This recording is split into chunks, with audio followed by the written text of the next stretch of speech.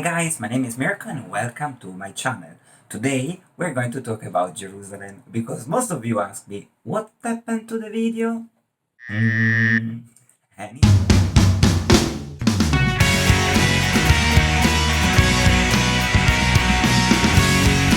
Let's talk about Jerusalem and the most 5 important things that you should visit if you go to Jerusalem. I went there. So we can say that Jerusalem is the most amazing city, in my opinion, because you can feel, you can taste, you can see the spirituality of the place. Because actually is where the three main religion meet. I'm going to show you some clips or some picture of my travel, so stay tuned. So the first thing that you should visit is the Western Wall. So the Western Wall is basically a part of the original temple in Jerusalem. When you go there, you're going to see two sections, one for women and one for men. Remember to be mindful the way you dress. For the men, you need to put a kippah if you approach the wall. So when you approach the wall, basically you're going to put your hands, you can pray, you can send good wishes to your family member or friends. And actually it's a very mystical experience. I spent I think 10 minutes over there, but I couldn't detach from the wall because I don't know, I had the feeling that I was vibrating from inside. It was, I have a very good feeling, and so here it is. It's not full of people, and it was a very nice experience. Love you. When you're on the Western Wall, then you can also go to the Dome of Rock. Very important for Islam because it's where Muhammad ascended to heaven. So you need to pass a checkpoint. You cannot touch anything. You cannot pray. You have only to go inside, check if you want to take a picture, and go out. When we went there, they said you have only 30 minutes. When there is an announcement, you have to leave. There are no discussion. They're quite strict actually. Because I think there were some terrorist attack. So this is the reason. When you're going inside, there is anyway police or army checking the territory. The Dome of Rock is very beautiful, and I have some pictures that I'm going to share with you. The second place, Via Dolorosa. Via Dolorosa is basically the path that Jesus did before he was crucified. So you're going to have different stations. Some stations are going to be visible, so you're going to see like big chapels. Others, maybe you're going to see some inscription or some sign on the wall. And there is one which I actually don't remember. I think it's number 9.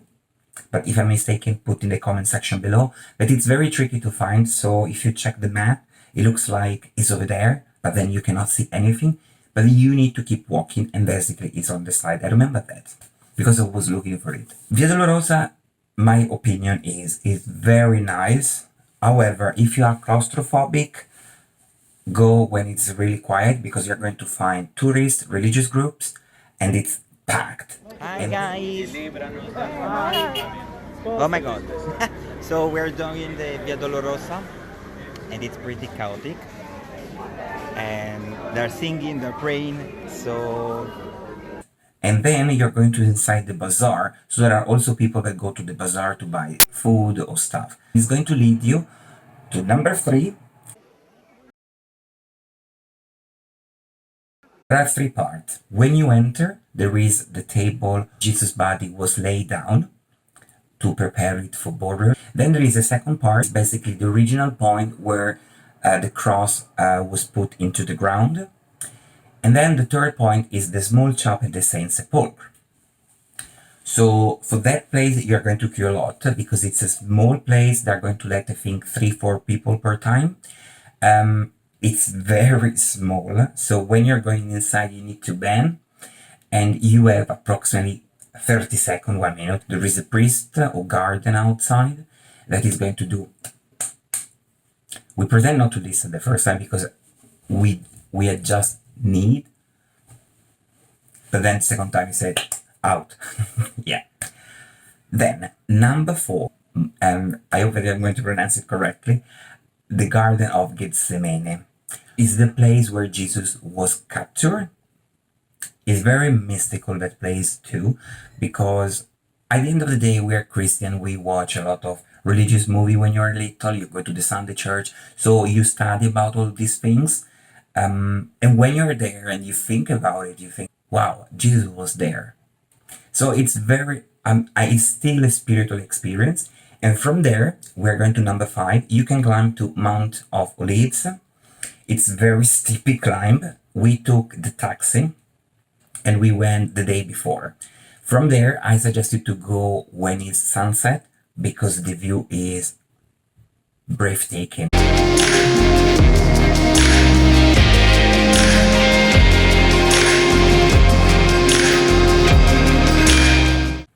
And then underneath, you're going to see the Jewish cemetery, which is basically the most expensive cemetery because it's the gate to heaven. So there are a lot of Jewish people that are going to pay a lot of money to be buried there.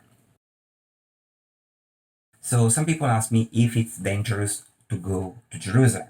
So in my opinion, everyone knows about the story of Jerusalem that is split into parts. The political situation can be sometimes tense. When we were there, it was really quiet. We could see actually a lot of students, religious groups, elderly people, young people, and the army is everywhere. Police is checking every single spot. And when you enter in most of the places, you need to go through the metal detector. So I felt actually safe. The other question was how many days? So I would recommend 4 days because you're going to visit a lot of things. You don't want to overburn yourself. And if you have time, you can also do some excursion because Jerusalem is inside. The other question was, how are the people? The people are very nice, very friendly, and especially the taxi drivers. So if you take a taxi, the taxi drivers is going to ask you if you want to do a tour because they're willing to take you around for a fee. Is Jerusalem expensive? So here we got tricked because they told us that Tel Aviv was more expensive. So the first day we ate out, we bought like some snacks and food from the shop because we did like a small party at home. We spent a fortune that day. So the rest of the stay in Jerusalem, we ate at home. Apart where we went for lunch, like for a sandwich. I think the Jerusalem is pricey. For example, when we went for the for shopping, actually we spent, I think it was like £20. Maybe it was the shop because it was in the center, but it was pricey. The other question was, what about the syndrome of Jerusalem? So this one is actually interesting. So the syndrome of Jerusalem is basically when you come back from a trip in Jerusalem or Israel, you're going to have kind of a mystical experience, maybe in your dream or in your life. There were a few cases that people got mental and they killed themselves. I read something about it, but okay. The fact that I can say is that each of us kept thinking about Jerusalem for a long time. So we came back, I think, at the end of September. So all October, because we were doing some video calls, because we live in London, they live in Italy, we were keep talking about Jerusalem. And I remember the first week I was considering to move there to do maybe a PhD. I was thinking about Jerusalem and like, oh my God, when we can go back. I was quite obsessed. So, but I'm not sure if it's that the syndrome of Jerusalem, but it was something. I hope that you enjoy my list. If you have a different opinion or if you disagree with me, please share in the comment section below. At least other people that they want to go to Jerusalem, they can have different point of view. And see you in the next video that we're going to talk about Tel Aviv. Bye for now.